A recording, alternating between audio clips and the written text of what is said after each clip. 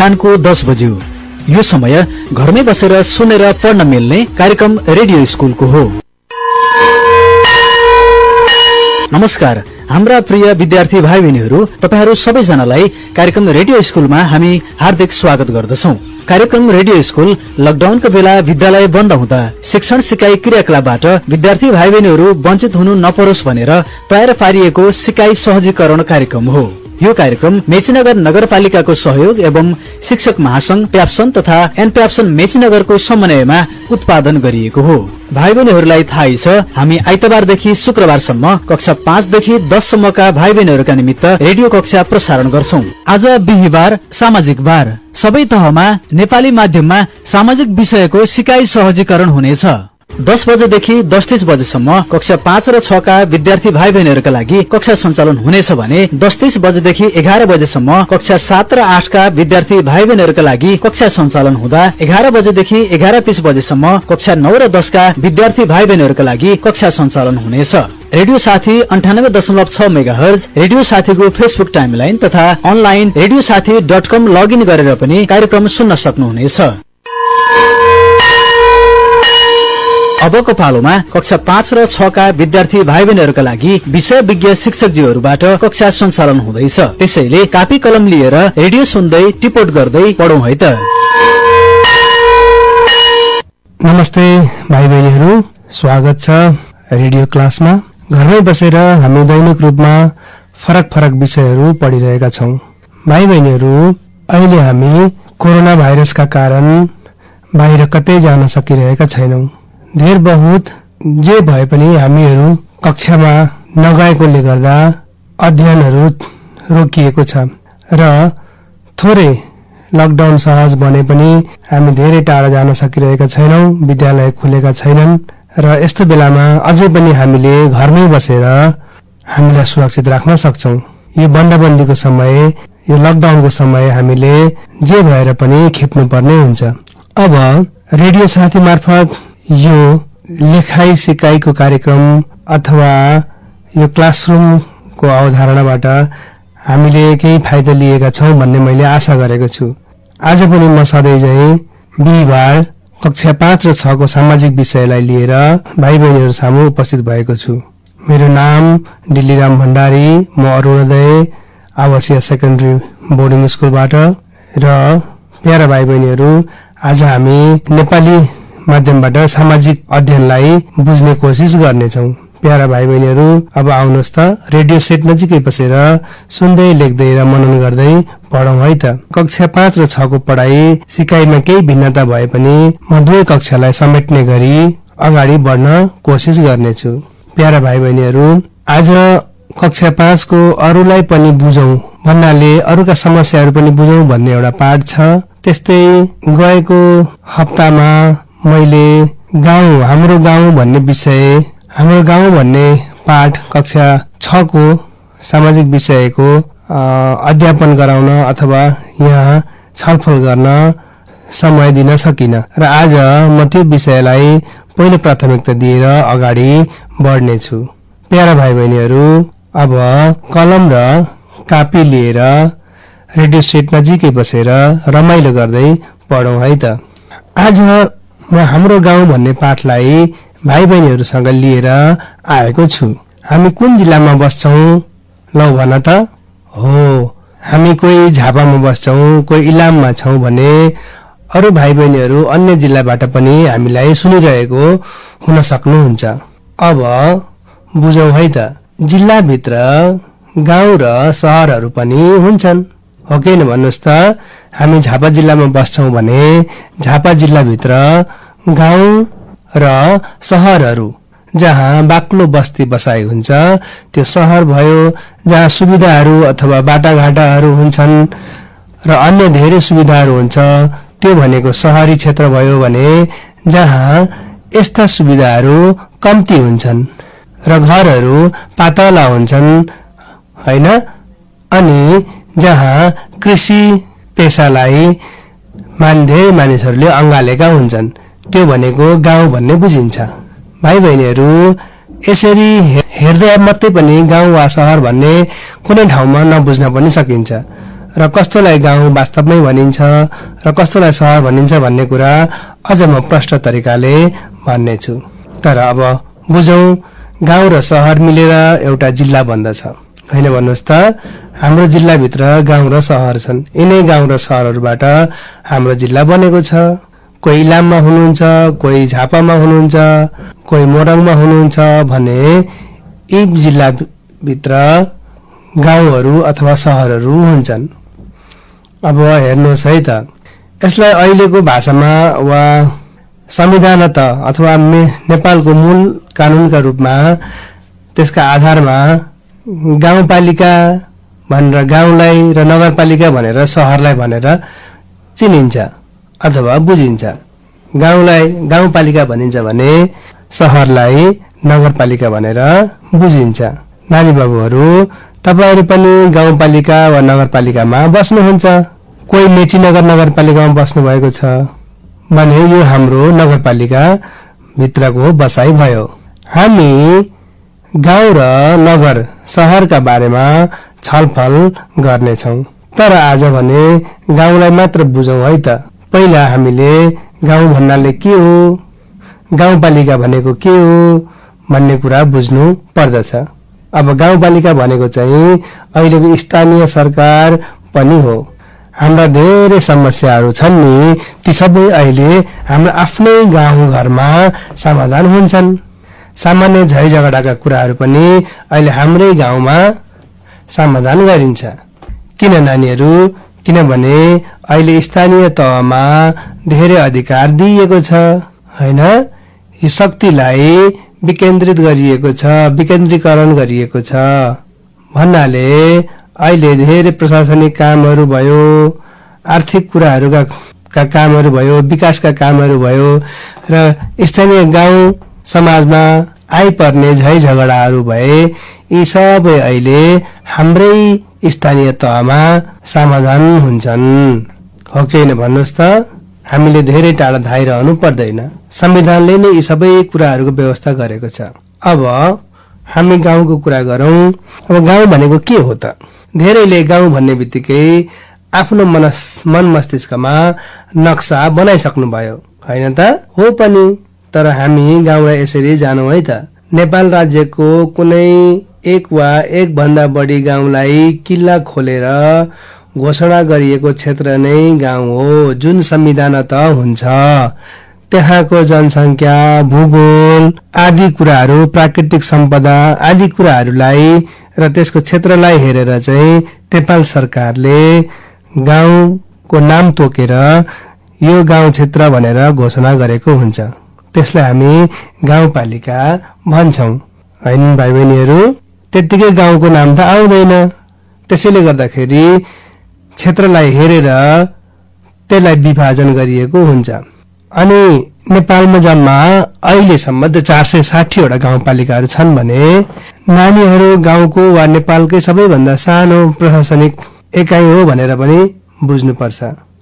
नानीहरू, अहिले मैले भने गाउँ वा नेपालकै सबैभन्दा सानो प्रशासनिक एकाइ भनेको वडा हो। हो कि हैन भन्नुहोस् त? सबैभन्दा सानो प्रशासनिक एकाइ भनेको वडा हो। वडा कार्यालय तपाईहरुको घर छेउमा अथवा ओरतिर परतिर कहीँ पनि नजिकै हुन्छ। तपाईले धेरै टाढा गइराख्नु पर्दैन, हैन? अब गाउँ भनेको चाहिँ शहर भन्दा गाउँ अलिकति सानो वा सुविधाका हिसाबले कम विकसित हुन्छ, हैन? गाउँ कम विकसित हुन्छ, कम सुविधा हुन्छन्। गाउँ तल्लो प्रशासनिक एकाइ पनि हो शहर भन्दा, र यो 3 तहमा सबैभन्दा तल्लो एकाइ, तल्लो प्रशासनिक एकाइ पनि मानिन्छ। भन्नाले यो स्थानीय तहमा जिल्ला सभा, नगरपालिका पछाडि गाउँपालिका आउँछ। कामको हिसाबले, अधिकारका हिसाबले बराबर भए पनि सुविधा र क्षेत्रका ठाउँका हिसाबले यो अलि कम सुविधाजनक हुन्छ। अब नेपालको कानून अनुसार, नेपालको संविधान भाइ बहिनीहरूलाई थाहै छ, जुन नेपालको मूल संविधान हो, हैन? नै अहिलेको 3 तहको सरकार निर्माण गरेको छ। नेपालको मूल कानूनले नै यी 3 तह निर्माण गरेको छ। यी कुराहरूलाई भाइ बहिनीहरूले टिपोट पनि गर्न सक्नुहुन्छ। ती 3 तहको सरकार भन्नाले गाउँपालिका, नगरपालिका र जिल्ला सभा हो, जसमा हामी गाउँपालिका आज पढ्दैछौँ। गाउँमा जम्मा 5 देखि 9 वटासम्म वडाहरू हुन्छन्। अब हामी शहरमा बस्छौं भने हामी बसेको उदाहरणको लागि मेची नगरमा 15 वटा वडाहरू छन्। तर गाउँ सानो इकाइ भएकोले अथवा सानो प्रशासनिक इकाइ भएकोले यसमा कम्ती वडाहरू हुन्छन्, हैन त? जम्मा 5 वटादेखि 9 वटासम्म वडाहरू हुन सक्छन्। क्षेत्रका हिसाबले, जनसंख्याको हिसाबले यिनीहरूलाई थोरै सानो ठुलो गरी विभाजन गरिएको हुन्छ। कुनै वडा अलिकति ठुलो, कुनै अलिकति सानो हुन सक्छ। अब वडालाई नै अहिले स्थानीय तहका धेरै काम र उत्तरदायित्वहरू लिएका हुन्छन्, हैन भन्नुहोस् त? हाम्रा सामान्य समस्याहरू अघि नै मैले भने हाम्रो वडामै समाधान हुन्छ। अब यसलाई गाउँ परिषद र अर्को कार्यपालिका हुन्छ। जसरी सरकारका 2टा अङ्गमा जसले एउटाले कानून बनाउने काम गर्छ भने अर्कोले त्यसलाई कार्यान्वयन गराउने काम गर्छ, त्यस्तै हाम्रो स्थानीय तहमा पनि अथवा गाउँपालिकामा पनि हैन 2 किसिमका अङ्गहरू रहेका हुन्छन्। 2टा क्षेत्र छन् जसले एउटाले कानून बनाउँछ, त्यो गाउँमा आवश्यक पर्ने नियमहरू बनाउँछ, कानूनहरू बनाउँछ भने कार्यपालिका अथवा यसको गाउँपालिकाले चाहिँ त्यसलाई कार्यान्वयन गर्ने र काम गर्ने पक्षका कुराहरूको जिम्मा लिन्छ। अब भाइ बहिनीहरू, यसमा म तपाईहरुलाई आज गाउँ परिषद कसरी बन्छ भन्ने कुरा भन्न गइरहेको छु। गाउँ परिषद भनेको मैले भने यसलाई अंग्रेजीमा भिलेज लेजिस्लेचर पनि भनिन्छ, हैन? व्यवस्थापिका जस्तो काम पनि गर्दछ, जसले व्यवस्था मिलाउने, कानून बनाउने, नियमहरू बनाउने कामहरू गर्दछ। विकासका क्षेत्रहरूदेखि लिएर केही आर्थिक पक्षका कुराहरू पनि यसले हेर्ने गर्दछ। अब यसमा चाहिँ गाविस अध्यक्ष हुनुहुन्छ गाउँ परिषदमा, हैन?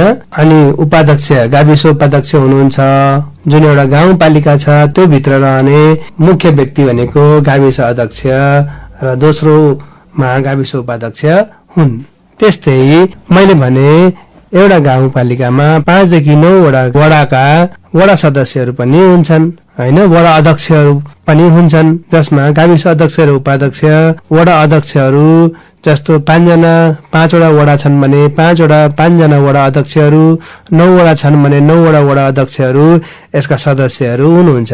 त्यस्तै 4 जना सदस्यहरू सबै वडाबाट निर्वाचित भएको हुनुहुन्छ, उहाँहरू पनि यसमा समावेश हुनुहुन्छ। त्यस्तै हेर्नुहोस् है त, अब अहिलेको नियम अनुसार, अहिलेको कानून अनुसार अल्पसंख्यक दलित समुदायहरूलाई पनि बराबर सहभागी गराउनको लागि उहाँहरूको पनि समावेशिता खोजिएको छ। त्यस्तै 2 सदस्य चाहिँ दलित र अल्पसंख्यक समुदायबाट अनिवार्य रहने व्यवस्था गरिएको छ। हेर्नुहोस् है त, तर 2 जना महिला चाहिँ प्रत्येक वडाबाट गाउँ परिषदमा प्रतिनिधित्व हुने गरी ल्याउनै पर्दछ। अब गाउँपालिका गठन कसरी हुन्छ भन्ने कुरा पनि हामी बुझौं। पहिलो कुरा त अहिलेको संविधान अनुसार 18 वर्ष उमेर पुगेका व्यक्तिहरूबाट त्यो गाउँपालिका भित्र बसोबास गर्ने व्यक्तिहरूद्वारा जो 1 वर्ष भन्दा बढी बसोबास गर्नुभएको छ उहाँहरूले त्यो स्थानमा भोट दिने अधिकार प्राप्त गर्नुभएको हुनेछ र उहाँहरूबाट चुनावमा भाग लिई आफ्नो मत अधिकार प्रयोग गर्नुहुनेछ। आफूले प्रयोग गरेको मतबाट उक्त मतदानमा निर्वाचित हुन उठेका सदस्यहरूलाई अध्यक्ष, उपाध्यक्ष, वडाध्यक्षहरू जसले सबैभन्दा बढी मत प्राप्त गर्नुहुन्छ त्यही पार्टीको व्यक्ति चाहिँ अध्यक्ष, उपाध्यक्ष, वडा अध्यक्ष भएर निर्वाचित हुनुहुनेछ। ओके न भन्नुहोस् त, तपाईहरुलाई त चुनावको बारेमा थाहा छ। यसलाई प्रत्यक्ष चुनाव पनि भनिन्छ, हैन भन्नुहोस् त?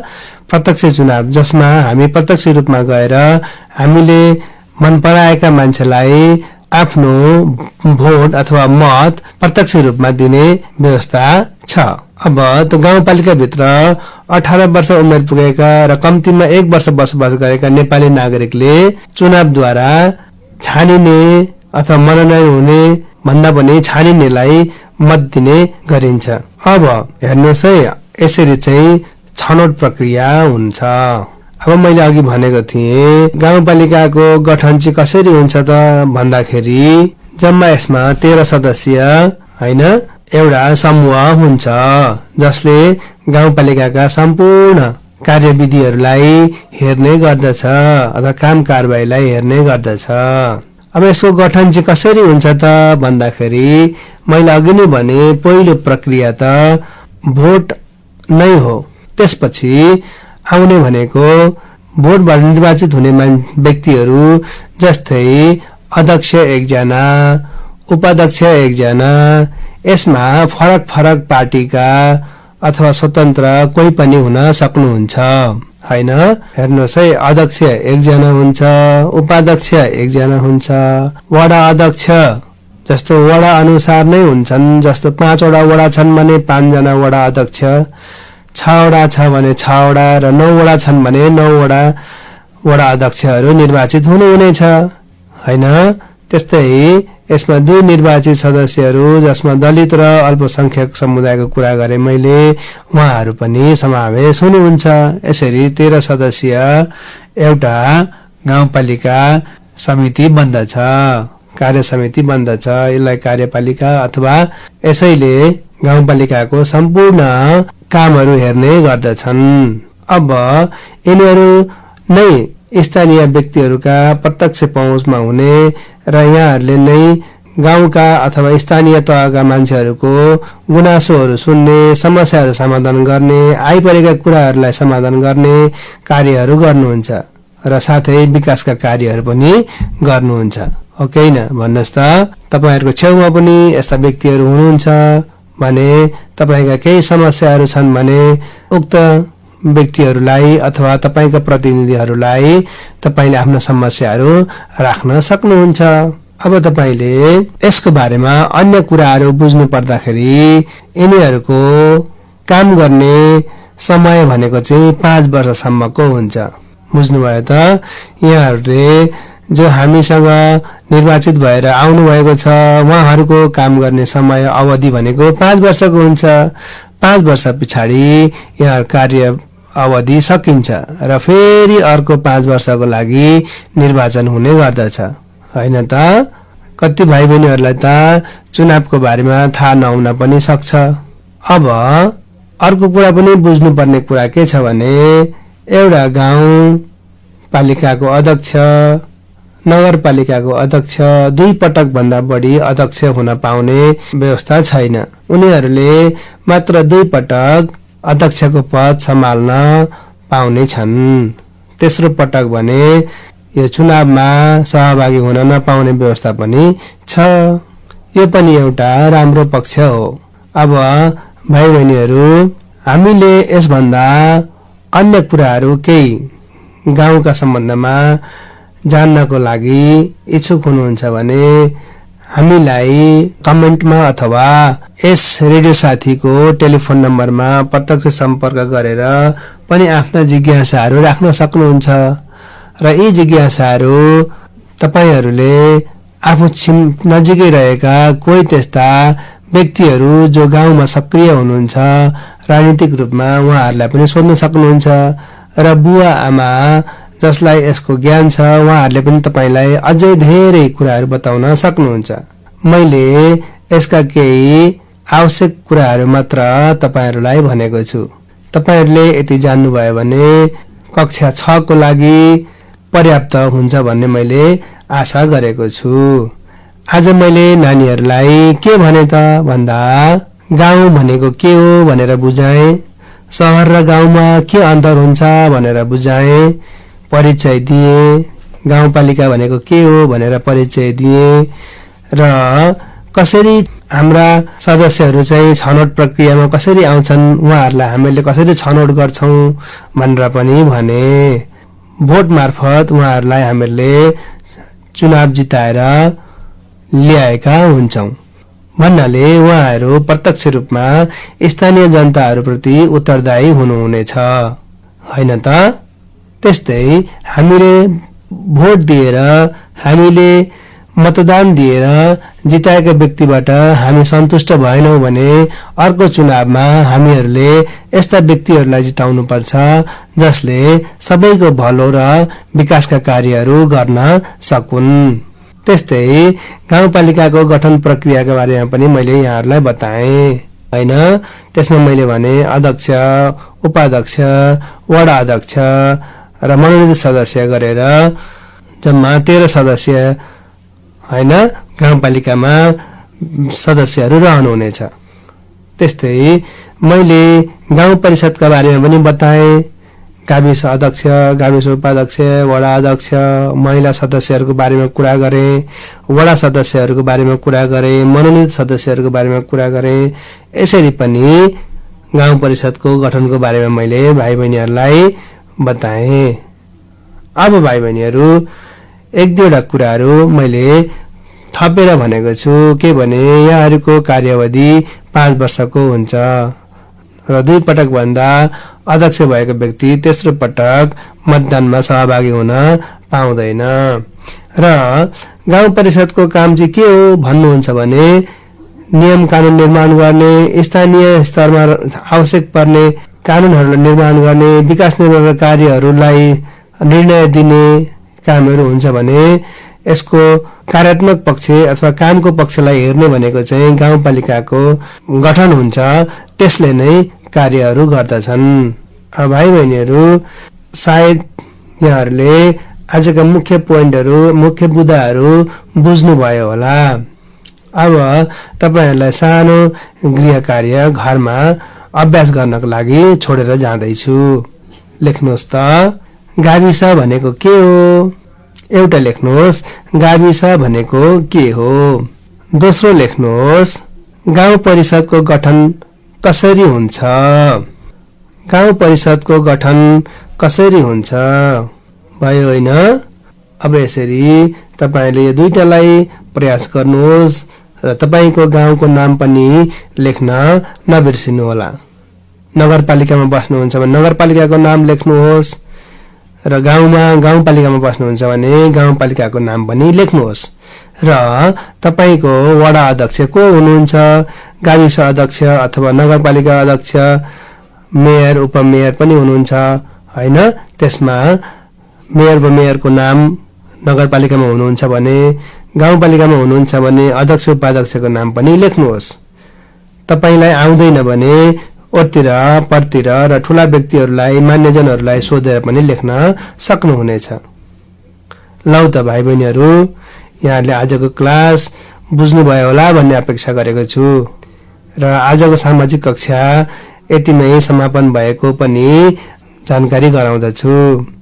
र यही समयमा, यही दिन र यही विषय लिएर फेरि म अर्को बिहिबार पनि भाइ बहिनीहरु सामु अर्को पाठ लिएर उपस्थित हुनेछु। त्यति बेलसम्मको लागि म बिदा माग्छु है त। बाइ बाइ, धन्यवाद।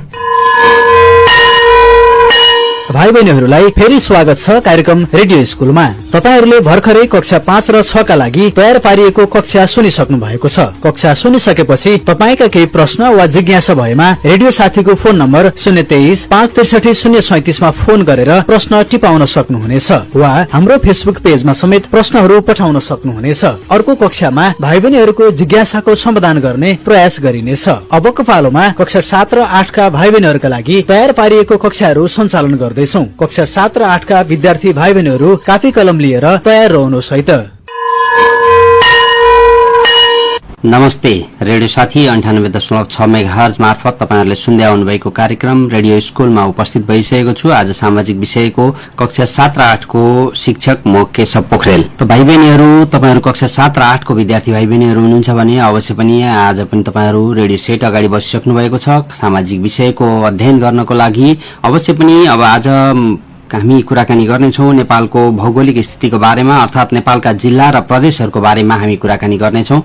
तपाईहरुले नेपालको नक्सा बनाउनु पर्ने हुन्छ, परीक्षामा तपाईहरुले प्र्याक्टिकलमा पनि नक्साहरू बनाउनु पर्ने हुन्छ। त्यसैगरी नक्सामा विभिन्न जिल्ला, प्रदेश, विभिन्न ठाउँहरू देखाउनु पर्ने हुन्छ। त्यसको बारेमा विशेष गरी हामीले आज कुराकानी गर्नेछौँ, छलफल गर्नेछौँ तपाईहरुको लागि नेपालका जिल्ला र प्रदेशहरूको बारेमा र यहाँ रहेका स्थानीय तहहरूको बारेमा म केही सामाजिक विषय अन्तर्गत तपाईहरुलाई जानकारी गराउने छु। त भाइ बहिनीहरू, सामाजिक विषयको कक्षा 7 र 8 को विद्यार्थी भाइ बहिनीहरू पक्कै पनि तपाईहरु बसिसक्नु भएको छ। ध्यान दिएर सुन्नुहोला आजको विषय।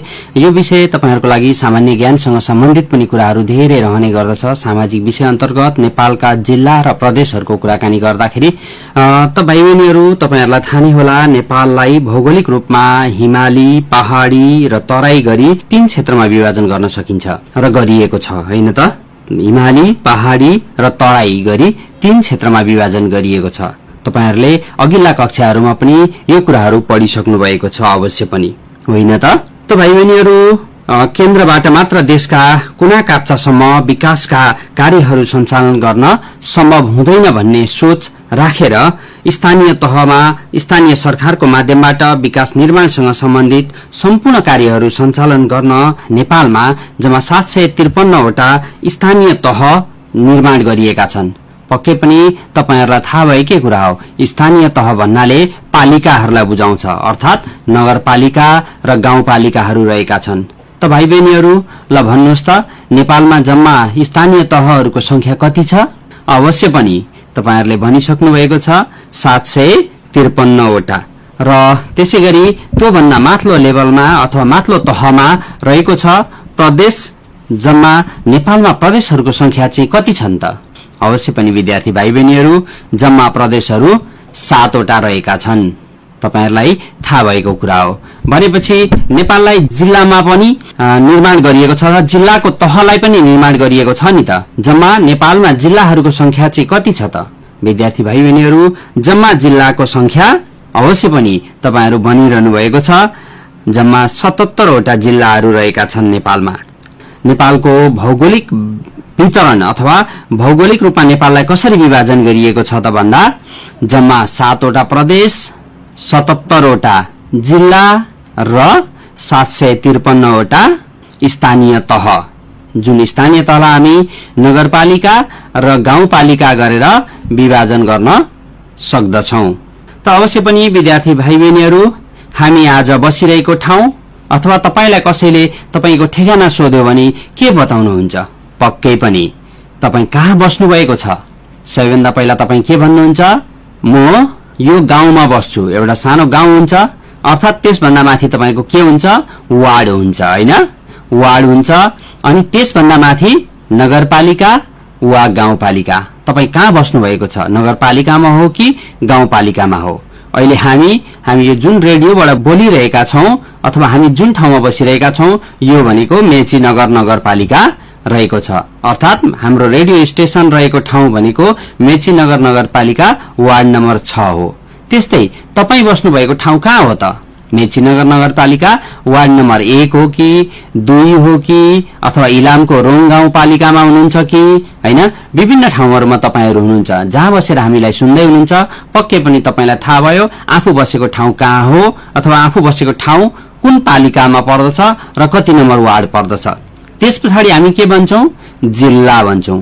अर्थात हामी झापा जिल्लामा छौं या इलाम जिल्लामा छौं, मोरङमा छौं, सुनसरीमा छौं, पाँचथरमा छौं, जिल्लाहरूमा विभाजन गरिएको छ। यस्ता जिल्लाहरू जम्मा कतिवटा रहेछन् त? 77 वटा। त्यसैगरी त्यसपछि त्यो भन्दा माथिल्लो तह भनेको हाम्रो प्रदेश हो। प्रदेश जम्मा कतिवटा प्रदेश भनेको छ? 7 वटा। अवश्य पनि 7 वटा प्रदेशहरू रहेका छन्। सुरुवातमा यी प्रदेशहरूको नामकरण गरिएको थिएन र जम्मा प्रदेश नम्बर 1, 2 गर्दै जम्मा 7 वटा प्रदेशमा छुट्याइएको छ। तर पछि केही प्रदेशहरूले नामकरण गरिसकेका छन्, अर्थात आफ्नो प्रदेशको नाम प्रदेश सभाबाट राखिसकिएको छ। केही प्रदेशहरूले भने राख्न बाँकी छ अवश्य पनि। त विद्यार्थी भाइ बहिनीहरू, हामी कुन प्रदेशमा बस्छौं त अब त्यसो भए? अवश्य पनि हामी बस्छौं प्रदेश नम्बर 1 मा। अर्थात हाम्रो प्रदेशको नामकरण गरिएको छ त छैन। साँच्चै नै हैन, हाम्रो प्रदेश सभाले हाम्रो प्रदेशको नामाकरण गरेको छैन। कुनै दिन गरेपछि हामी त्यही प्रदेशको नाम भन्छौं। आजसम्म हामी के भनिरहेका छौं त? प्रदेश नम्बर 1 मा हामी बस्छौं। यी जम्मा 7 वटा प्रदेश छन्। प्रदेश नम्बर 1, प्रदेश नम्बर 2, प्रदेश नम्बर 3, जुन प्रदेश नम्बर 3 ले चाहिँ आफ्नो प्रदेशको नामाकरण गरिसकेको छ। थाहा छ भाइ बहिनीहरु तपाईहरुलाई? प्रदेश नम्बर 3 ले आफ्नो प्रदेशको नाम के राखेको छ? पक्का पनि कसैलाई थाहा होला, कसैलाई थाहा नभएको पनि हुन सक्छ, हैन त? प्रदेश नम्बर 3 ले आफ्नो प्रदेशको नाम बागमती प्रदेश राखेको छ। त्यसैगरी प्रदेश नम्बर 4 को प्रदेश सभाले पनि आफ्नो प्रदेशको नाम राखिसकेको छ। प्रदेश नम्बर 4 को नाम छ गण्डकी प्रदेश। अब त्यो प्रदेशका बासिन्दाहरूले अथवा त्यो प्रदेशमा बस्ने नागरिकहरूले म गण्डकी प्रदेशमा बस्छु भनेर भन्ने गर्छन्। प्रदेश नम्बर 4 भनिदैन, सुरुवातमा राखिएको मात्रै हो त्यो चिन्हको लागि। त्यसैगरी प्रदेश नम्बर 5 ले पनि आफ्नो नाम राखेको छैन। प्रदेश नम्बर 6 जसले आफ्नो नाम राखिसकेको छ। प्रदेश नम्बर 6 ले आफ्नो नाम कर्णाली प्रदेश राखेको छ। त विद्यार्थी भाइ बहिनीहरु, यसैगरी प्रदेश नम्बर 7 रहेको छ जसले आफ्नो नाम सुदूरपश्चिम प्रदेश राखिसकेको छ। यसरी जम्मा 7 वटा प्रदेशहरू रहेका छन् हाम्रो देशमा। त विद्यार्थी भाइ बहिनीहरु, प्रदेश अन्तर्गत पनि त्यसभित्र जिल्लाहरू पर्छन्। तपाईहरुले यो पनि जान्नुपर्ने हुन्छ, जम्मा प्रदेश नम्बर 1 मा कतिवटा जिल्ला छन्? तपाईहरुलाई थाहा छ? हामी बसेको प्रदेश नम्बर 1 मा नेपालको सबैभन्दा बढी जिल्लाहरू भएको प्रदेश पनि हामी बसेको प्रदेश नम्बर 1 नै हो, जसमा 14 वटा जिल्लाहरू पर्दछन्। तपाईहरुले पढ्नुपर्ने हुन्छ कुन प्रदेश अन्तर्गत कुन जिल्लाहरू पर्दछन्। प्रदेश नम्बर 1 अन्तर्गत ताप्लेजुङ, पाँचथर, इलाम, झापा, मोरङ, सुनसरी, धनकुटा, तेह्रथुम, भोजपुर, त्यसैगरी शंखुवासभा पनि प्रदेश नम्बर 1 मै पर्दछ भने उदयपुर, खोटाङ, ओखलढुङ्गा र सोलुखुम्बु यी जम्मा 14 वटा जिल्लाहरू प्रदेश नम्बर 1 मा पर्दछन्, अर्थात हामी बसेको प्रदेशमा पर्दछ। यसैगरी प्रदेश नम्बर 2 मा कतिवटा प्रदेशहरू पर्दछन् त भाइ बहिनीहरू? पक्का पनि कतिजनालाई थाहा थियो होला, हैन? प्रदेश नम्बर 2 मा जम्मा 8 वटा जिल्लाहरू पर्दछन्। ती के हुन् त? जम्मा 8 वटा जिल्लाहरूमा मोहत्तरी, सप्तरी, सिराहा, धनुषा, सर्लाही, रौतहट, बारा र पर्सा जिल्लाहरू पर्दछन्। जम्मा कतिवटा? 8 वटा जिल्लाहरू। र प्रदेश नम्बर 2 मा सबै जिल्लाहरू तराई क्षेत्रमा पर्दछन्, है त? त्यसैगरी प्रदेश नम्बर 3 मा अर्थात बागमती प्रदेश, जसमा 13 वटा जिल्लाहरू रहेका छन्। तपाईहरुलाई थाहा छ कि छैन? प्रदेश नम्बर 3 अन्तर्गत अथवा बागमती प्रदेश अन्तर्गत पर्ने जिल्लाहरू दोलखा, रामेछाप, सिन्धुली, काभ्रेप्लाञ्चोक, सिन्धुपाल्चोक, रसुवा, नुवाकोट, धादिङ, चितवन, मकवानपुर, भक्तपुर, ललितपुर र हाम्रो राजधानी शहर रहेको जिल्ला काठमाडौँ। जम्मा 13 वटा जिल्लाहरू बागमती प्रदेश अन्तर्गत पर्दछन्। त अब हामी लागौं कुन प्रदेशतर्फ? अवश्य पनि भाइ बहिनीहरू, अब हामी कुरा गर्छौं गण्डकी प्रदेश अर्थात प्रदेश नम्बर 4 अन्तर्गत परेका जम्मा कतिवटा जिल्लाहरू? 11 वटा जिल्लाहरू छन्। ती 11 वटा जिल्लाहरूमा कुन जिल्लाहरू छन् त? भन्न सक्नुहुन्छ? म सँगसँगै भन्नुहोस् है त। म भन्छु अनि दोहोर्याउनुहोस् है त। पक्कै पनि तपाईहरु तयारी हुनुहुन्छ हैन जिल्लाहरूको नाम दोहोर्याउनको लागि? कुन प्रदेश अन्तर्गतका? बागमती हो? होइन, गण्डकी प्रदेश अन्तर्गत अर्थात प्रदेश नम्बर 4 अन्तर्गत गण्डकी प्रदेश अन्तर्गत पर्ने जम्मा 11 वटा जिल्लाहरू गोर्खा, लमजुङ, तनहुँ, कास्की, मुस्ताङ, पर्वत, स्याङ्जा, म्याग्दी, बागलुङ र नवलपरासी बर्दघाट सुस्ता पूर्व भनिन्छ। नवलपरासीलाई दुई भागमा विभाजन गरिएको छ। नवलपरासी पहिला एउटै जिल्ला थियो, जतिखेर 75 वटा जिल्ला थिए नेपालमा।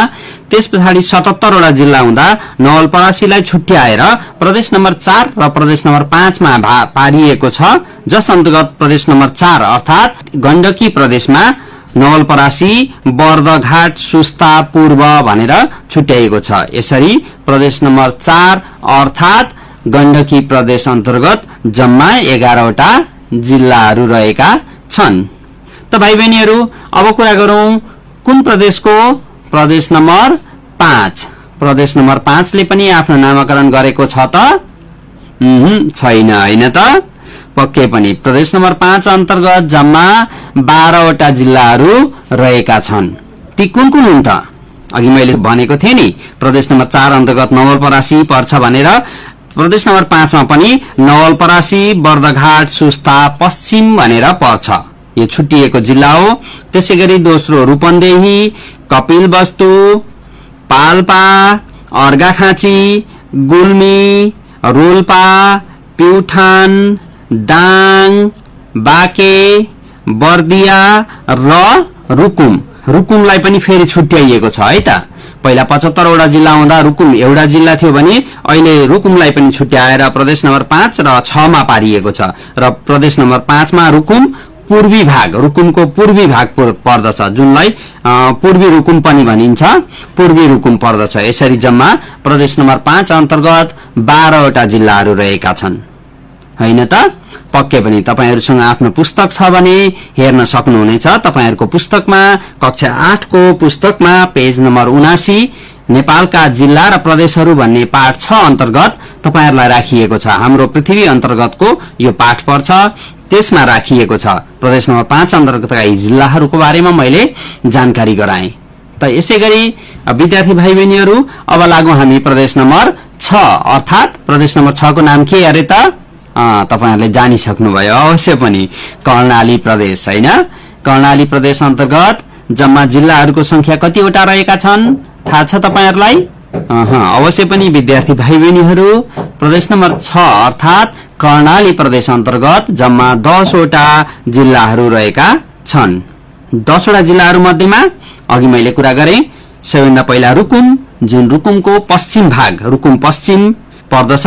त्यसैगरी दोस्रो सल्यान, तेस्रोमा डोल्पा, जुम्ला, मुगु, हुम्ला, कालीकोट, जाजरकोट, दैलेख र सुर्खेत जिल्लाहरू प्रदेश नम्बर 6 अन्तर्गत अर्थात प्रदेश कर्णाली प्रदेश अन्तर्गतका जम्मा 10 वटा जिल्लाहरू रहेका छन्। त्यसैगरी अब कुरा गर्नुपर्ने हुन्छ प्रदेश नम्बर 7 को। त प्रदेश नम्बर 7 को नाम चाहिँ के रहेछ? अवश्य पनि सुदूरपश्चिम प्रदेश। प्रदेश सभाले आफ्नो नामाकरण गरिसकेको छ सुदूरपश्चिम प्रदेश भनेर, जस अन्तर्गत जम्मा 9 वटा जिल्लाहरू रहेका छन्। कतिवटा अरे? 9 वटा। अवश्य पनि 9 वटा जिल्लाहरू छन् है त प्रदेश नम्बर 7 अन्तर्गत। र प्रदेश नम्बर 7 अर्थात सुदूरपश्चिम प्रदेश अन्तर्गत ती प्रदेश अन्तर्गत परेका जिल्लाहरू चाहिँ कुन कुन हुन् त? तपाईहरुलाई जानकारी गराइहाले है त मैले पनि। प्रदेश नम्बर 7 अन्तर्गत अर्थात सुदूरपश्चिम प्रदेश अन्तर्गत बाजुरा, बजाङ, डोटी, अछाम, दार्चुला, बैतडी, डडेलधुरा, कञ्चनपुर र कैलाली जिल्लाहरू पर्दछन्। यसरी जम्मा 9 वटा जिल्लाहरू प्रदेश नम्बर 7 अर्थात सुदूरपश्चिम प्रदेश अन्तर्गत पर्दछन्। त भाइ बहिनीहरू, तपाईहरुले थाहा पाउनुभयो जम्मा नेपाललाई 7 वटा प्रदेश, 77 वटा जिल्ला, 753 वटा स्थानीय तहमा वर्गीकरण गरिएको छ, हैन त? त्यसैगरी हामीले पढ्दै आएको छ क्षेत्रगत हिसाबले नेपाललाई फेरि पहाडी, हिमाली र तराई अन्तर्गत पनि वर्गीकरण गरिएको छ। त्यसरी जिल्लाहरूलाई हेर्ने हो भने पहाडी जिल्ला अन्तर्गत जम्मा 36 वटा जिल्लाहरू पर्दछन्, अथवा पहाडी क्षेत्र अन्तर्गत जम्मा 36 वटा जिल्ला चाहिँ पहाडी जिल्ला भनेर चिनिन्छन्। त्यस्तै गरी हिमाली जिल्लामा जम्मा 20 वटा जिल्लाहरू हिमाली जिल्ला अन्तर्गत पारिएको छ, अर्थात हिमाल अन्तर्गत पर्ने जिल्लाहरू हुन् भने तराईमा पर्ने जिल्लाहरू 21 वटा रहेका छन्। त कतिवटा भए जम्मा 36 वटा, 20 वटा र 21 वटा। पहाडी जिल्लामा 36 वटा जिल्ला पर्दछन्, हिमाली जिल्लामा 20 वटा पर्दछन् र तराईका जिल्लाहरूमा 21 वटा गरेर जम्मा 77 वटा जिल्लाहरू रहेका छन्। यसरी 77 वटा जिल्ला अन्तर्गत नेपाललाई छुट्याइएको छ, जसमा पहाडी, हिमाली र तराई अन्तर्गत पनि वर्गीकरण गरिएको अवस्था छ। त 7 वटा प्रदेश, 77 वटा जिल्ला र त्यस पछाडि स्थानीय तह चाहिँ कतिवटा 753 वटा। त कुरा गरौं अब स्थानीय तह अन्तर्गत के वर्गीकरण गरिएको छ त। स्थानीय तह अन्तर्गत सबैभन्दा ठूलो शहरहरू हुन्छन्, त्यस्ता शहरहरूलाई चाहिँ महानगरपालिका भनेर छुट्याइएको हुन्छ। स्थानीय तह अन्तर्गत पनि महानगरपालिका भनिएको हुन्छ। त्यो महानगरपालिकाको संख्या जम्मा 6 वटा रहेका छन् नेपालमा। त तपाईहरुलाई थाहा छ 6 वटा महानगरपालिकाहरू कुन कुन हुन् त? जम्मा 6 वटा महानगरपालिकाहरू जुन काठमाडौँ उपत्यका भित्र, हाम्रो राजधानी भित्र अथवा राजधानीमा पर्ने 3 वटा महानगरपालिकाहरू छन्, काठमाडौँ, ललितपुर र भक्तपुर। भने काठमाडौँ उपत्यका भन्दा बाहिर चाहिँ अरु 3 वटा महानगरपालिकाहरू छन्। के हुन् त ती? हाम्रो नजिकै रहेको महानगरपालिका भनेको विराटनगर महानगरपालिका, त्यस पछाडि पोखरा महानगरपालिका र भरतपुर महानगरपालिका। यसरी जम्मा स्थानीय तह अन्तर्गत महानगरपालिकाहरू चाहिँ 6 वटा रहेका छन्। काठमाडौँ, ललितपुर, भक्तपुर, पोखरा, विराटनगर र भरतपुर। त्यसैगरी अब महानगरपालिका भन्दा अलिकति तल अलिक सानो शहरहरूलाई चाहिँ उपमहानगरपालिका भनिन्छ। उपमहानगरपालिका त्यस अन्तर्गत जम्मा कतिवटा उपमहानगरपालिका छन् त नेपालमा भन्दाखेरि जम्मा 11 वटा। थाहा छ तपाईहरुलाई विद्यार्थी भाइ बहिनीहरू, हाम्रो नजिकै यहाँबाट सबभन्दा हामी जुन झापा जिल्लामा बस्छौं, झापा जिल्लामा त उपमहानगरपालिकाहरू छैनन् हैन। त नजिकै रहेको उपमहानगरपालिका भनेको हाम्रो इटरी उपमहानगरपालिका, धरान उपमहानगरपालिका रहेका छन्। त्यसैगरी जम्मा 11 वटा उपमहानगरपालिकाहरू छन्। ती मध्ये धरान र इटरी जुन हाम्रो नजिकै रहेका उपमहानगरपालिका हुन् भने त्यस पछाडि जनकपुर पनि उपमहानगरपालिका हो।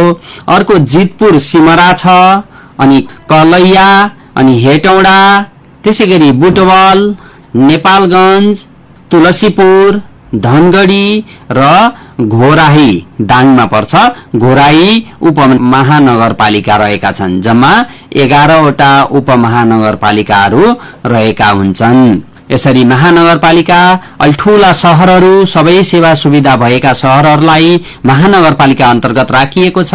अनि त्यो भन्दा अलिक साना, अलिक थोरै सेवा सुविधाहरू भएको, जनसंख्याहरू भएका शहरहरूलाई उपमहानगरपालिकामा राखिएको छ भने अब त्यसभन्दा मुनि छ नगरपालिका।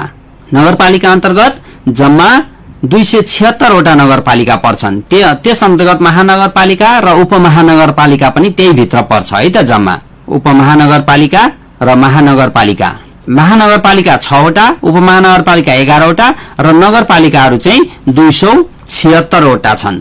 276 वटा अन्तर्गत हामी बसेको नगरपालिका पनि एउटा हो हैन त, मेचीनगर नगरपालिका।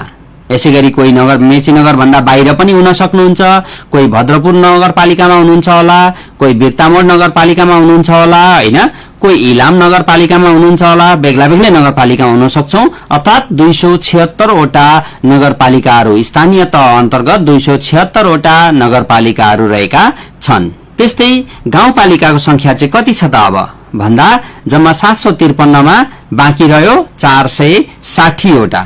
460 वटा गाउँपालिकाहरू रहेका छन्।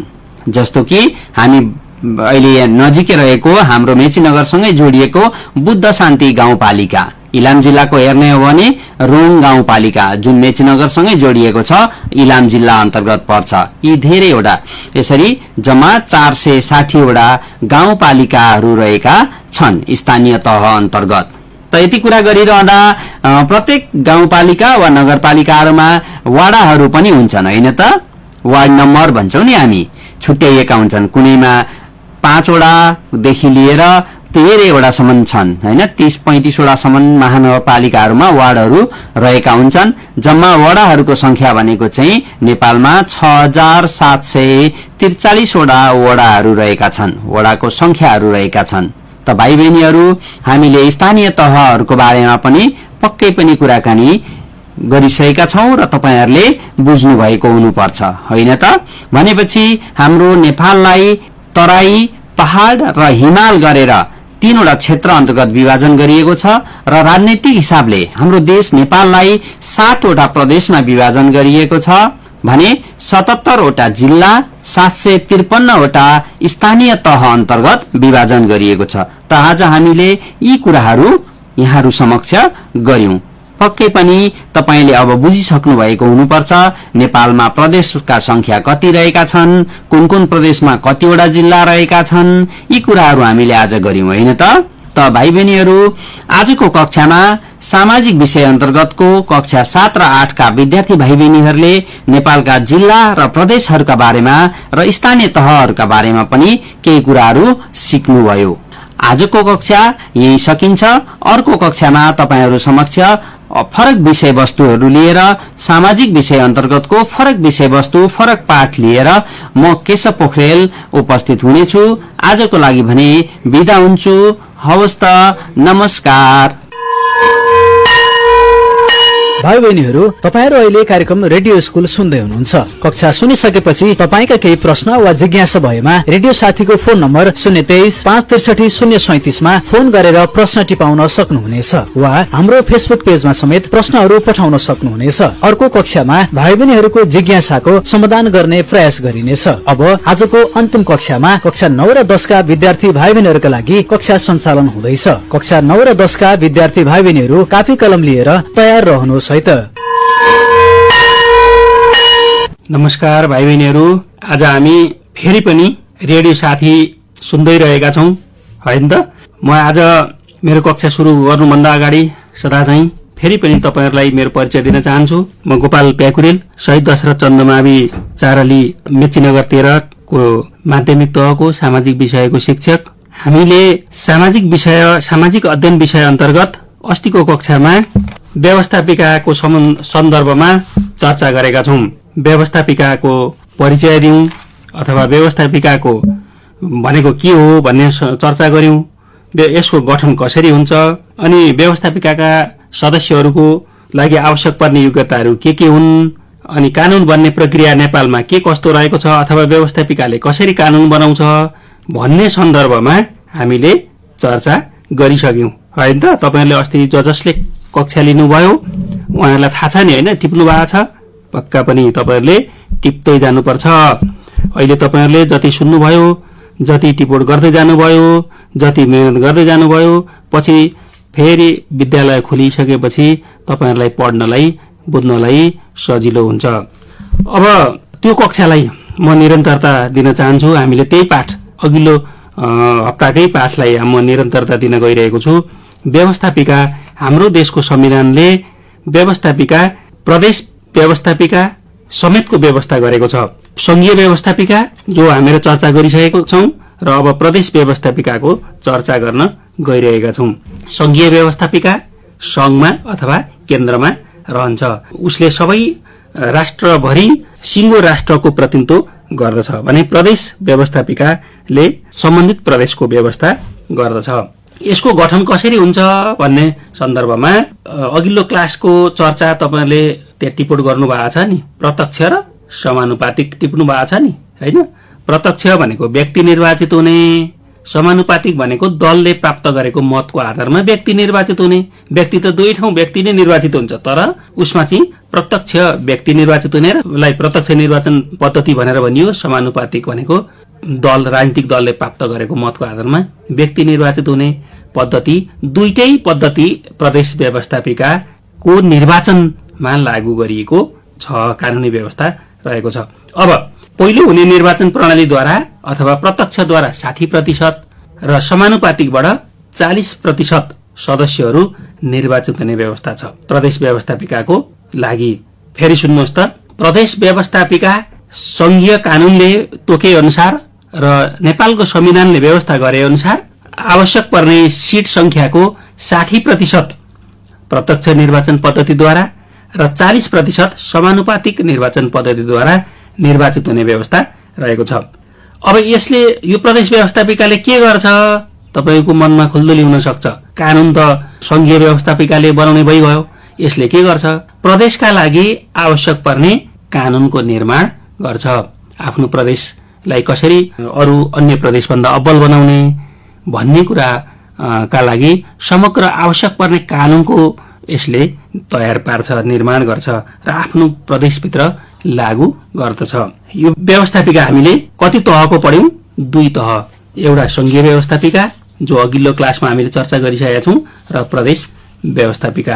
अब भाइ बहिनीहरु, यो व्यवस्थापिका भन्ने पाठबाट सोधिन सक्ने प्रश्नहरू भनेका म केही प्रश्नहरू तपाईहरुलाई उदाहरणको रूपमा भन्छु। त्योभन्दा अगाडि ती प्रश्नहरू तपाईहरुलाई बताउनु भन्दा अगाडि सामाजिक विषय एउटा फराकिलो विषय भएको हुनाले यही प्रश्न सोधिन्छ, यस्तै प्रश्न सोधिन्छ भन्न सक्ने अवस्था चाहिँ रहँदैन है भाइ बहिनीहरु। बृहत ज्ञानको आवश्यकता पर्छ सामाजिक विषयको विद्यार्थीका लागि, बृहत ज्ञानको आवश्यकता पर्छ। त्यही सम्भावित प्रश्नहरू, यसबाट सोधिन सक्ने प्रश्नहरू अघिल्लो कक्षा र यो कक्षा, आजको कक्षा, अहिलेसम्मको कक्षाका लागि जस्तो सोधिन सक्छ। छोटा उत्तर आउने, मैले अगाडि भनिसकेको छु, छोटो उत्तर आउने प्रश्नहरू 2 वटा सोधिन्छन्, 4 नम्बर गोटाका। अब जस्तो विधेयक भनेको के हो, विधेयक कसरी कानून बन्छ लेख्नुहोस्। मैले अस्ति चर्चा गरेको छु नि, विधेयक कसले प्रस्तुत गर्ने? सरकारले प्रस्तुत गर्ने। कहाँ प्रस्तुत गर्ने? संसदमा प्रस्तुत गर्ने। संसदले पारित गरेपछि सभामुखले प्रमाणित गर्ने र राष्ट्रपतिले प्रमाणीकरण गर्ने। गरिसकेपछि त्यो कानून बन्छ। ती कुराहरू लेख्नुपर्छ है भाषामा, बुदागत रूपले। अब अर्को प्रश्न के सोधिन सक्छ, के हुन सक्छ भने संघीय संसद अथवा व्यवस्थापिकाको परिचय दिई यसको गठन प्रक्रिया उल्लेख गर्नुहोस् भन्ने पनि अर्को प्रश्न हुन सक्छ।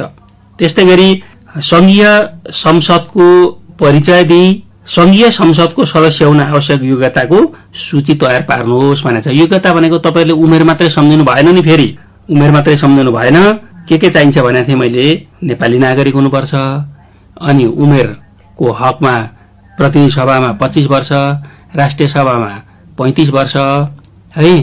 अनि त्यस्तै गरी नैतिक पतनदेखि नै फौजदारी कसुरमा सजाय नपाएको हुनुपर्छ, संघीय कानूनले अयोग्य नभएको हुनुपर्छ, लाभको पद धारण नगरेको हुनुपर्छ भनेर लेख्नुपर्छ है भाइ बहिनीहरु। त्यस्तै गरी यसबाट सोधिने प्रश्न भनेको मैले चर्चा गरिसकेको छु, विधेयक।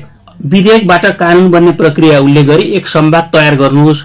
मैले सुरुका दिनमा, सुरुको कक्षामा तपाईहरुलाई भनेको छ सामाजिक विषयमा थुप्रै खालका सिपमूलक कार्यहरू गर्नुपर्छ, जस अन्तर्गत यहाँ मैले अहिले संवादको चर्चा गरेँ। संवाद तयार गर्नुपर्छ, विधेयक कसरी बन्छ भन्ने कुरा 2 जना बीचको छलफल लेख्नुपर्छ है। छोटो गरी 4 स्टेप 6 स्टेपमा त्यो संवाद सक्ने गरी तपाईहरुले तयार पार्नुपर्छ। यस्ता खालका प्रश्नहरू यहाँबाट सोधिन्छन्। मैले अघिल्लो कक्षालाई समेटेर चर्चाहरू गरेँ। अब व्यवस्थापिका कै पाठमा हामी निरन्तरता छौं, यसका कार्यहरू के हुन सक्छन् भन्ने कुराहरूको चर्चा गरौँ है त। व्यवस्थापिकाका कार्यहरू हामीले परिचय अघिल्लो कक्षामा भनिसकेका छ, छलफल गरिसकेका छ। अब यसका कार्यहरू के हुन्छ भन्दाखेरि पहिलो व्यवस्थापिकाको कार्य भनेको के होला तपाईहरु सम्झनुस् त। व्यवस्थापिकाले के गर्छ? कानून निर्माण गर्छ। त्यसैले पहिलो कार्य अथवा एउटा मुख्य कार्य भनेको कानून निर्माण सम्बन्धी हो। कानून निर्माण सम्बन्धी कार्य हो। कानून निर्माण गर्दा संसदले अथवा व्यवस्थापिकाले कानून निर्माण गर्दा के कुरालाई ध्यान दिनुपर्छ?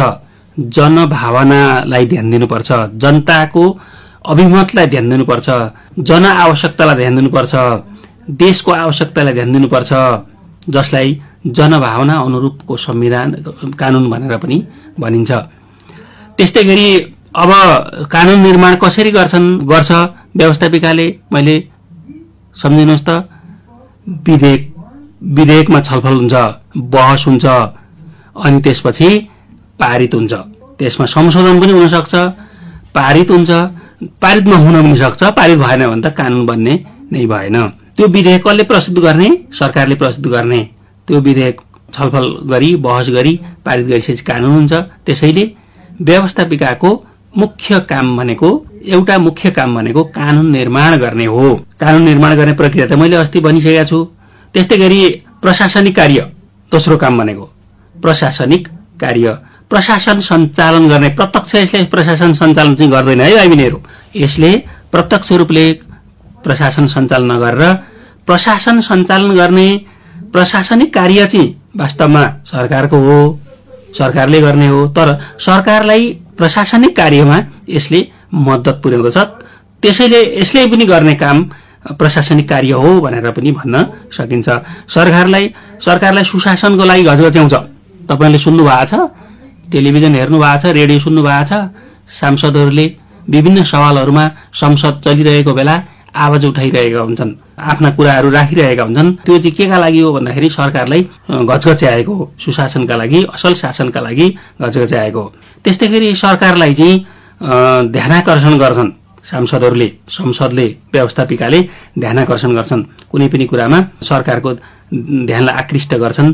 त्यस्तै गरी सरकारको गठन विघटन गर्ने काम पनि प्रशासनिक कार्य अन्तर्गतै पर्छ। सरकार निर्माण गर्ने, सरकार विघटन गर्ने काम पनि व्यवस्थापिकाकै हो। अब यो दोस्रो काम भयो अथवा अर्को काम भयो व्यवस्थापिकाका कामहरू अन्तर्गत प्रशासनिक कार्य।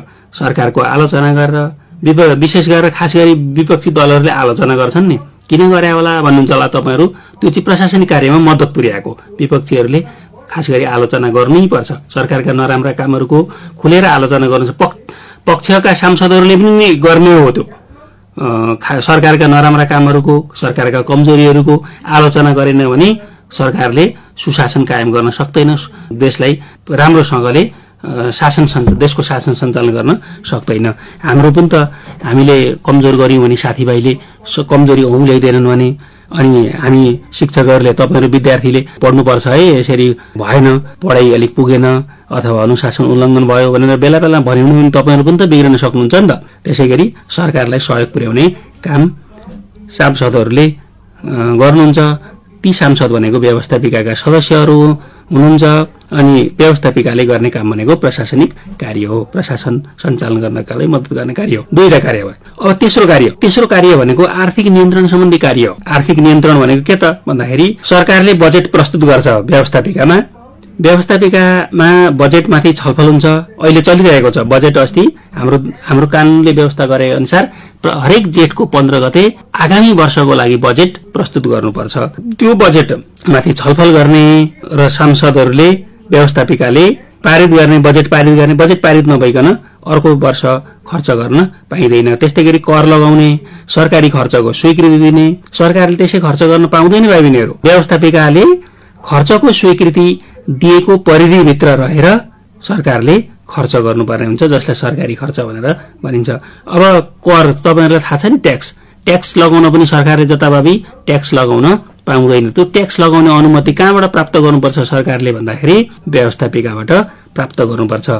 करको बारेमा छलफल हुन्छ, छलफल गरिसकेपछि पारित भइसकेपछि त्यो चाहिँ कानून बन्छ। अस्ति चर्चा गरे जस्तै कानून बन्छ। यिनै कार्यहरूलाई आर्थिक नियन्त्रण सम्बन्धी कार्य भनेर भनिएको हो। त्यस्तै गरी भाइबहिनीहरू संविधान संशोधन सम्बन्धी कार्य, अर्को चौथो कार्य भनेको संविधान संशोधन सम्बन्धी कार्य। संविधानलाई आवश्यक परेमा संशोधन गर्ने काम कसले गर्छ? कानून बनाउने पनि संसदै हो, व्यवस्थापिका नै हो, र संशोधन गर्ने काम पनि उसैको हो। संविधान संशोधन गर्नको लागि आवश्यक संख्या तोकेको छ संविधानले। 2/3 भनेको 3 जनामा 2 जना, कम्तीमा पनि 2 जना भन्न खोजेको है। अब हाम्रो देशको चर्चा गर्ने हो भने, हाम्रो देशको सन्दर्भमा भन्ने हो भने, प्रतिनिधि सभाबाट संविधान संशोधन गर्नको लागि 275 मध्ये 184 जना, करिबन 184 जना सदस्यहरूको आवश्यकता पर्दछ।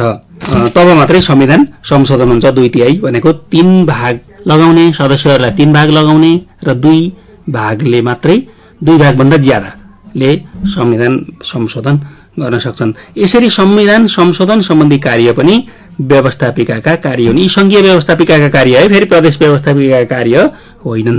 प्रदेश व्यवस्थापिका कार्यहरू पनि यस्तै हुन्छन्, तर उसले गरेका काम चाहिँ फेरि प्रदेशमा भित्र मात्र लागू हुन्छ अनि प्रदेशदेखि बाहिर लागू हुन सक्दैन, लागू हुने अवस्था हुँदैन।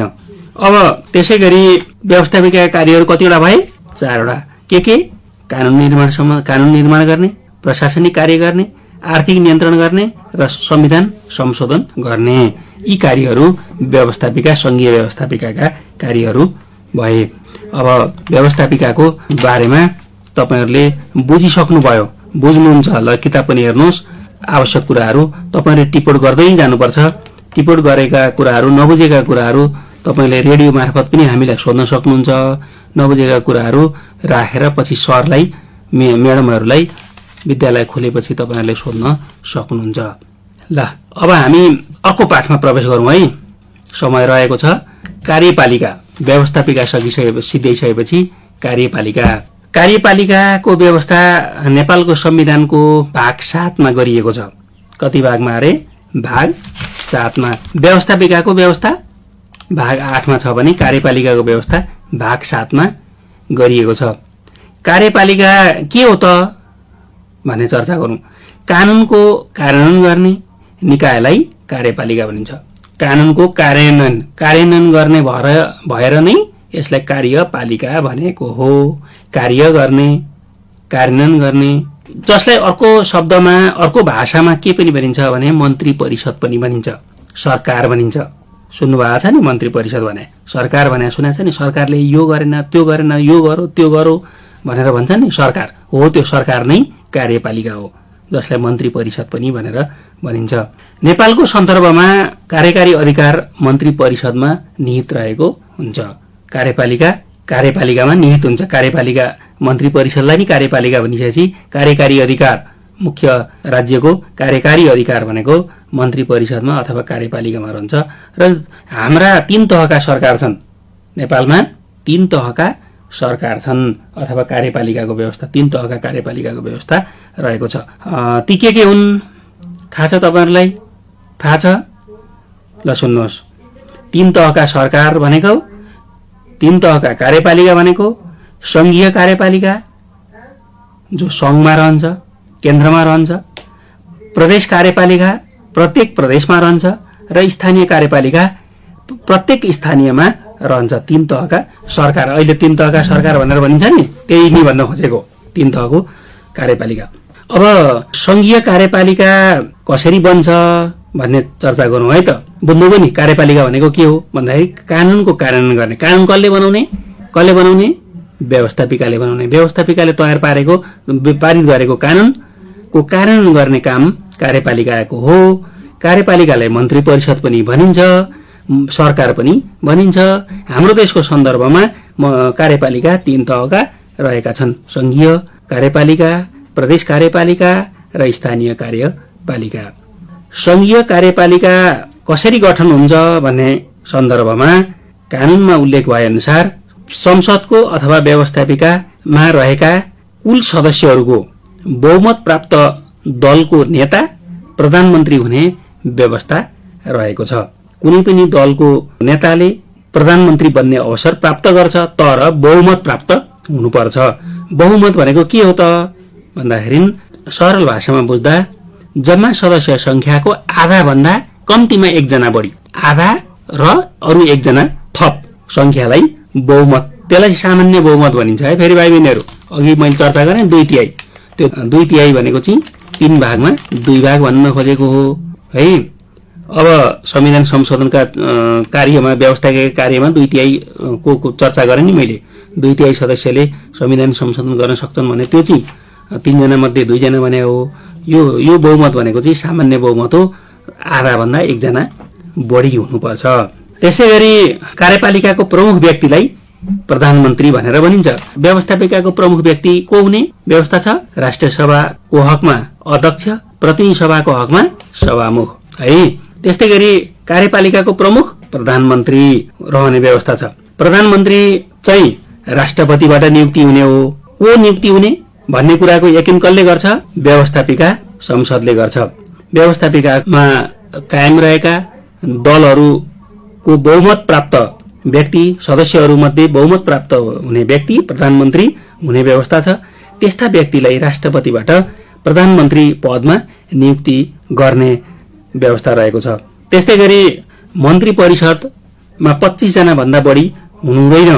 प्रधानमन्त्रीको अध्यक्षतामा मन्त्रीमण्डल गठन हुन्छ है। म फेरि भन्छु, संसदमा बहुमत प्राप्त गरेको व्यक्ति प्रधानमन्त्री हुने, प्रधानमन्त्री राष्ट्रपतिले नियुक्ति गर्ने, राष्ट्रपतिले नियुक्ति गरिसकेपछि प्रधानमन्त्रीको सिफारिसमा अन्य मन्त्रीहरूको नियुक्ति हुने, जसलाई मन्त्रीमण्डल भनेर भनिन्छ, मन्त्री परिषद भनेर भनिन्छ। त्यो मन्त्री परिषद चाहिँ 25 जना भन्दा बढी हुनुहुँदैन। मन्त्री परिषदका सदस्यहरू मन्त्रीहरू 25 जना भन्दा बढी हुनुहुँदैन भन्ने कुरा संविधानमा उल्लेख गरिएको छ है भाइ बहिनीहरू। यो हाम्रो यो 72 को संविधान भन्दा अगाडि मन्त्रीमण्डलका सदस्यहरू अथवा मन्त्री हुने संख्या चाहिँ यकिन नभएको कारणले जुन प्रधानमन्त्रीले चाह्यो जति पनि बनाउन सक्ने व्यवस्था भएर जम्बो मन्त्रीमण्डल भनेर भन्थ्यो, धेरैजनाको मन्त्रीमण्डल हुन्थ्यो, राज्यको खर्च बढी हुने कुरालाई मध्यनजर गरेर अहिले 25 जना भन्दा बढी मन्त्री परिषदका सदस्यहरू हुन नपाउने व्यवस्था रहेको छ। ल, प्रधानमन्त्रीले मन्त्रीहरूको नियुक्ति गर्छन्, राष्ट्रपतिलाई प्रधानमन्त्रीले नियुक्ति गर्ने हो, प्रधानमन्त्रीले सिफारिस गर्ने, नियुक्ति चाहिँ फेरि राष्ट्रपतिले नै गर्ने हो र 25 जना भन्दा बढी हुनु हुँदैन। यसरी संघीय कार्यपालिकाको गठन हुन्छ।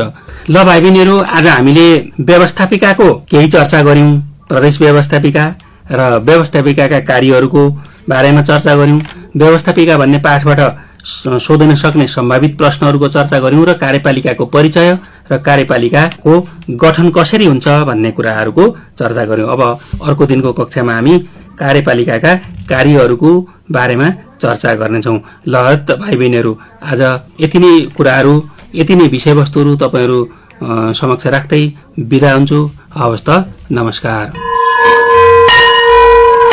भाइ बहिनीहरू, आजका लागि सबै कक्षाहरू सम्पन्न भइसकेका छन्। कक्षा सुनिसकेपछि तपाईका केही प्रश्न वा जिज्ञासा भएमा रेडियो साथीको फोन नम्बर 023-563-037 मा फोन गरेर प्रश्न टिपाउन सक्नुहुनेछ वा हाम्रो फेसबुक पेजमा समेत प्रश्नहरू पठाउन सक्नुहुनेछ। अर्को कक्षामा भाइ बहिनीहरूको जिज्ञासाको समाधान गर्ने प्रयास गरिनेछ। भाइ बहिनीहरू, आजलाई कार्यक्रम रेडियो स्कुल यति नै। तपाईहरू यी सबै कक्षाहरूको अडियो हाम्रो फेसबुक टाइमलाइनमा गएर दोहोर्याई सुनेर थप प्रष्ट हुन सक्नुहुनेछ। भोलिको कक्षामा पुनः हाम्रो भेट हुनेछ। लकडाउनको बेला घरमै बसी कार्यक्रम सुनेर अभ्यास गर्दै पढ्दै गर्नुहोला है त। तबसम्मका लागि सबै विषय शिक्षकहरूको साथमा प्राविधिक साथी करिना पौडेलसँगै म जिआर धिताल पनि बिदा हुन्छु। नमस्कार।